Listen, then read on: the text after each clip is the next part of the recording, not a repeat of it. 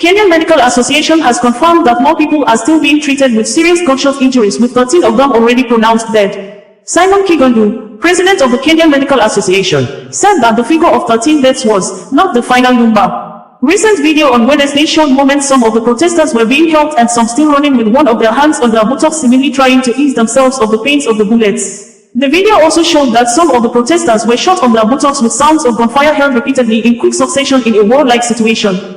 Crowd of protesters ran into the parliamentary building in Nairobi, Kenya on Tuesday, trying to stop the members of parliament from passing the controversial Finance Bill 2024 into law. The lawmakers went ahead and passed the bill on Tuesday and presented it to President William Ruto to sign it into law. The bill is yet to be signed into law as aggrieved Kenyans continued with the protest against the Finance Bill 2024 aimed to increase taxes in the country. The parliament passed the bill and escaped the anger of the protesters through underground tunnel after 195 members of the parliament voted in favor for the bill and 106 voted against the bill, with 3 of the total votes spoiled, according to eyewitnesses. For weeks, a lot of Kenyans took to the streets and called for the stoppage of the bill with hashtag Reject Finance Bill. Protests in Nairobi and other towns all over the country.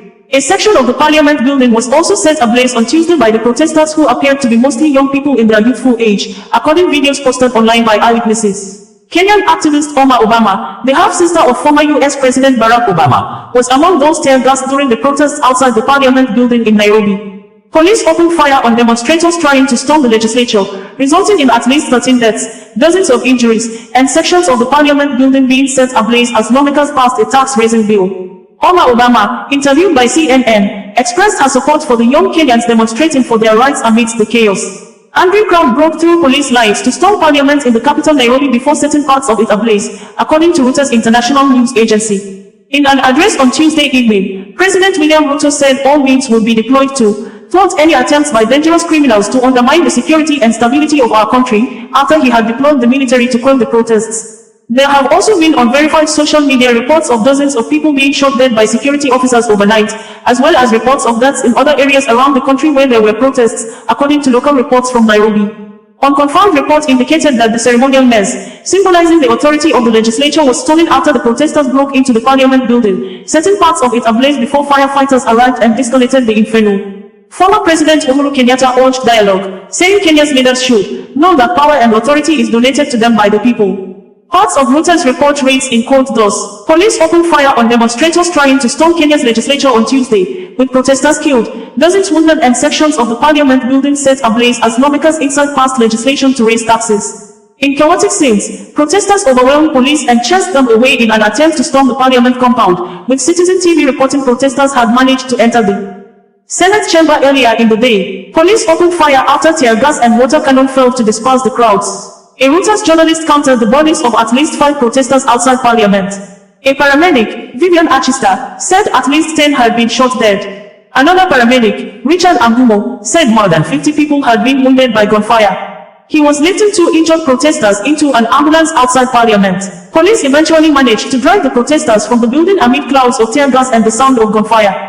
The lawmakers were evacuated through underground tunnels, local media reported. Internet services across the country also experienced severe disruptions during the police crackdown, Internet Monitor Netblocks said. Kenya's leading network operator Safaricom said 2 undersea cables were out of action, causing the outages. Protests and clashes also took place in several other cities and towns across the country, with many calling for President William Ruto to quit office as well as voicing their opposition to the tax rises. Parliament approved the finance bill, moving it through to a 3rd reading by lawmakers. The next step is for the legislation to be sent to the president for signing. He can send it back to parliament if he has any objections. The finance bill aims to raise an additional $2.7 billion in taxes as part of an effort to lighten the heavy debt load, with interest payments alone consuming 37% of annual revenue. Opposition leader Raila Odinga called for the finance bill to be immediately and unconditionally withdrawn to make way for dialogue. I am disturbed at the murders, arrests, detentions and surveillance being perpetrated by police on boys and girls who are only seeking to be held over taxation policies that are stealing both their present and future, he said in a statement. Tuesday's protests began in a festival-like atmosphere, but as crowds swelled, police fired tear gas in Nairobi's central business district and the poor neighborhood of Kibera.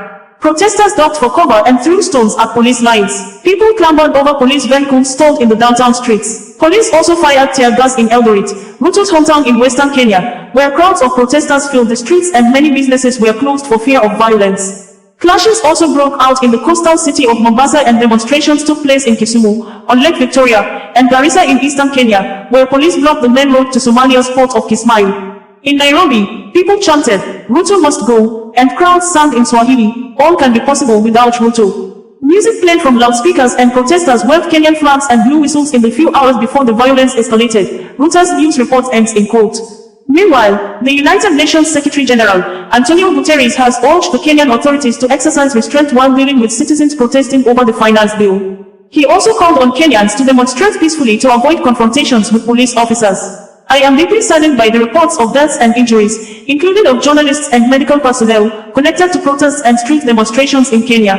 I urge the Kenyan authorities to exercise restraint and call for all demonstrations to take place peacefully," stated Guterres.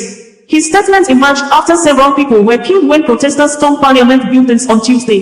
Foreign Ministry of Uganda government issued a statement from Kampala in Uganda on the 26th of June 2024, stating that the newly renovated Uganda House was among the properties destroyed by the angry protesters on Tuesday.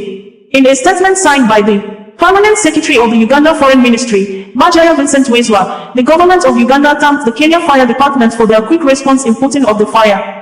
Bajaya also stated in the press statement that none of the diplomatic or the consular staff were in the building as at the time the protesters set the Uganda House ablaze, adding that the diplomatic relationship between the republics of Kenya and Uganda remains solid. In the wake of protests in Kenya, on June 25, 2024, the protesters abandoned the principle of peaceful demonstrations and took the path of destruction of properties wherein the newly refurbished Uganda House, a commercial building located on Kenyatta Avenue in the Nairobi Central Business District, was vandalized and set ablaze, the Uganda Foreign Ministry said. OsazuwaA, bringing you the news in a more digital way.